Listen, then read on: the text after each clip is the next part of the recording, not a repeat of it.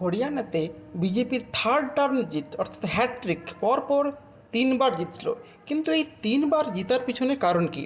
হরিয়ানাতে total 90 সিটের assembly election, এর মধ্যে বিজেপি তিনবারের জন্য থার্ড টার্মে 48 সিট পেয়েছে, অর্থাৎ পরপর তিনবার বিজেপি জয় করেছে। কিন্তু এই জয়ের পিছনে কারণগুলো কী কী? ফার্স্ট কারণ যদি দেখি, consolidation of non Jat votes, অর্থাৎ হরিয়ানাতে 40% হচ্ছে নন জাট আর 25% হচ্ছে জাট ভোট।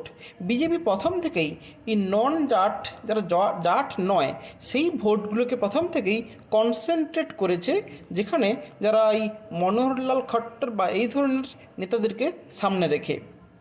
দ্বিতীয়ত, candidate selection.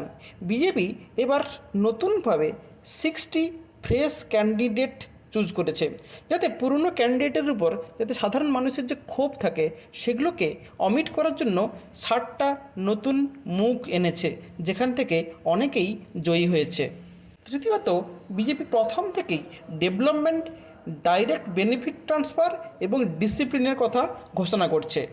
Direct benefit ট্রান্সফারে Haryana সারা ভারতবর্ষে 1 নম্বর, অর্থাৎ ডিরেক্টলি সরকার থেকে ডিরেক্টলি চাষি বা কৃষক তার অ্যাকাউন্টে টাকা ট্রান্সফার, এটাতে হরিয়ানা সব থেকে সফল। এটাকে প্রথম থেকেই বিজেপি পাখির চোখ করে ঘোষণা করে গেছে। চতুর্থত, ফ্র্যাগমেন্টেড অপোজিশন, অর্থাৎ বিজেপির এগেনস্টে আম আদমি পার্টি, কংগ্রেস, জেজেপি কিংবা ন্যাশনাল লোকদল, সমাজবাদী পার্টি, নানান রকমের পার্টিগুলো তারা আলাদা আলাদাভাবে জোড়ার জন্য ওদের ভোটগুলো কিন্তু ফ্র্যাগমেন্ট হয়ে গেছে।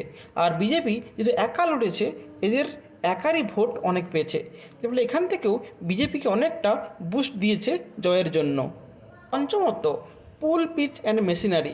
বিজেপি অনেক আগে থেকেই, জানুয়ারি থেকেই তার ঘোষণা শুরু করেছে, যে ক্যাম্পেইন করে টোটাল 150টা র্যালি করেছে। তার মধ্যে অনেকগুলোতেই প্রধানমন্ত্রী নরেন্দ্র মোদী এবং হোম মিনিস্টার অমিত শাহকে দিয়ে করানো হয়েছে। এর 150টা পরিবর্তে কংগ্রেস মাত্র 70টা র্যালি করতে পেরেছে, যার ফলে হিউজ যে ক্যাম্পেইন, যার একটা এফেক্ট কিন্তু পড়েছে সাধারণ মানুষের উপর। তাহলে এই 5টে কারণের জন্য বিজেপি থার্ড বারের জন্য হরিয়ানার অ্যাসেম্বলি দখল করলো।